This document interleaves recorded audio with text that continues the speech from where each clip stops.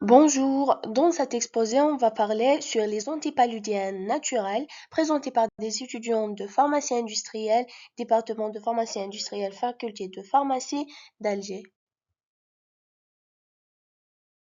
Pour le plan, on va commencer par l'introduction, puis des généralités sur le paludisme et l'importance des antipaludiennes et leurs usages traditionnels, puis on va citer quelques exemples des antipaludiennes et leurs mécanismes d'action, avantages et limites des antipaludiennes, les perspectives et enfin la conclusion. Introduction. Les antipaludiennes naturelles, tirées de plantes médicinales et de remèdes traditionnels, suscitent un intérêt croissant en raison de leur potentiel à lutter contre le paludisme, une maladie parasitaire répandue dans les régions tropicales. Bien que le traitement chimique ait longtemps été la norme, l'émergence de résistance et l'effet secondaire de ces médicaments ont rendu nécessaire de la recherche d'alternatives. Ces substances naturelles pourraient offrir une opportunité efficace voire complémentaire face à cette problématique. Concernant le paludisme est une maladie infectieuse causée par des parasites du genre Plasmodium, principalement transmis par les piqûres de moustiques femelles infectées, les anophèles. Les espèces les plus courantes responsables de la maladie chez l'humain sont Plasmodium falciparum, la plus mortelle, et Plasmodium vivax. L'importance des antipaludiennes. Les antipaludiennes naturelles sont des substances extraites de plantes ou de sources biologiques qui jouent un rôle essentiel dans la prévention et le traitement du paludisme. Voici leur importance. Premièrement, l'efficacité prouvée. Des plantes comme l'Artemisia annua ou bien l'armoise annuelle produisent des composés naturels comme l'artémisinine qui est au cœur des traitements modernes comme le paludisme. Les traitements à base d'artémisinine sont les plus efficaces contre la forme grave du paludisme. Deuxièmement, l'accessibilité pour les populations rurales.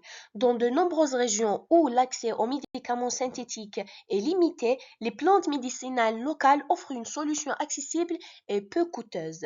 Par exemple, les décoctions à base des plantes sont utilisées comme remèdes traditionnels. Troisièmement, la réduction de la résistance aux médicaments. L'utilisation prudente des antipaludiens naturels dans des combinaisons thérapeutiques réduit le risque d'apparition de résistance aux médicaments. Ces résistances sont un problème majeur pour les antipaludiens synthétiques comme la chloroquine. Quatrième point, les antipaludiens sont une base pour le développement de nouveaux médicaments. Les composés naturels servent de modèle pour la conception de nouveaux médicaments antipaludiens. Par exemple, l'artémisinine a inspiré la synthèse de dérivés plus puissantes et stables. Cinquième point, les antipaludiens ont moins d'effets secondaires. Les antipaludiens naturels, lorsqu'ils sont bien utilisés, peuvent présenter moins d'effets secondaires comparés à certains médicaments synthétiques, bien qu'ils doivent toujours être employés avec prudence. Sixième point et dernier point, préservation de la biodiversité et des savoirs locaux. L'utilisation et la valorisation des antipaludiens naturels favorise la présentation de la biodiversité et encourage la reconnaissance des savoirs traditionnels, souvent transmis de génération en génération. Les usages traditionnels. Voici les principaux usages traditionnels des antipaludiens naturels. Premièrement, préparation de décoctions et infusions. Les feuilles, l'écorce, les racines ou les fleurs de certaines plantes sont bouillies dans l'eau pour obtenir des décoctions et des infusions.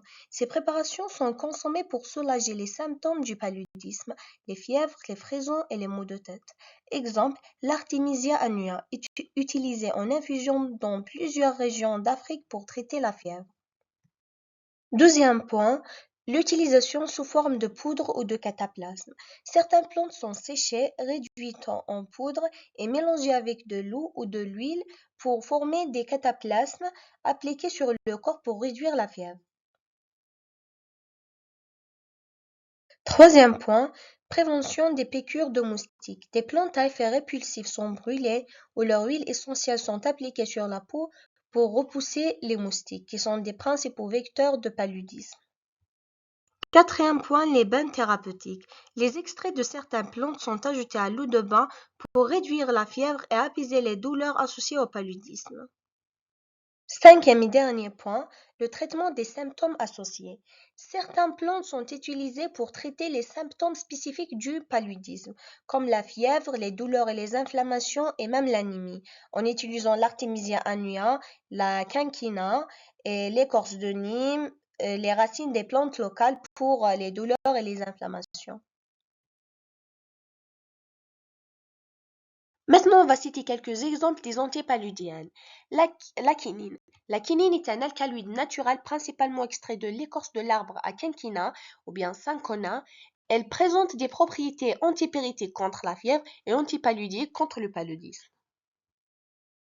Son mécanisme d'action.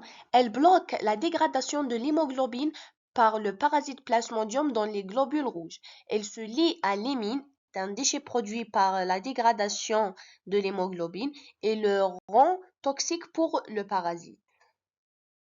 Pour les utilisations, il est utilisé dans les cas graves de paludisme, notamment avec le Plasmodium falciparum. Le deuxième exemple, c'est l'artémisinine. C'est un composé organique complexe extrait de l'armoise annuelle, Artemisia annuelle. Elle est reconnue pour ses puissantes propriétés antipaludiques, agissant rapidement en tuant les parasites du paludisme à différents stades de leur développement.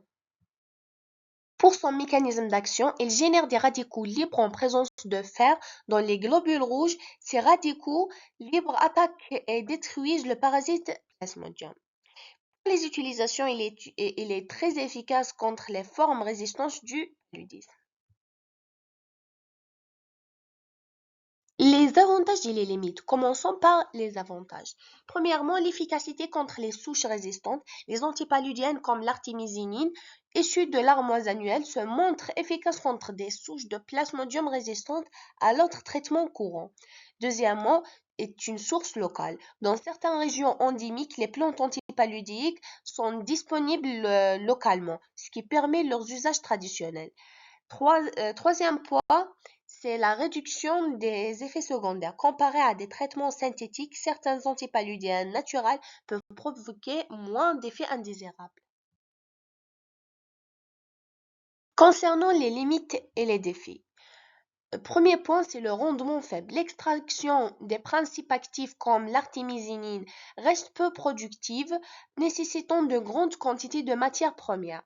Deuxième point, c'est le coût élevé. Les procédés d'extraction et de purification augmentent les coûts, rendant ces médicaments moins accessibles. Le dernier point, c'est les risques de surexploitation. Une demande accrue peut épuiser les ressources naturelles comme l'armoise si elles ne sont pas cultivées durablement.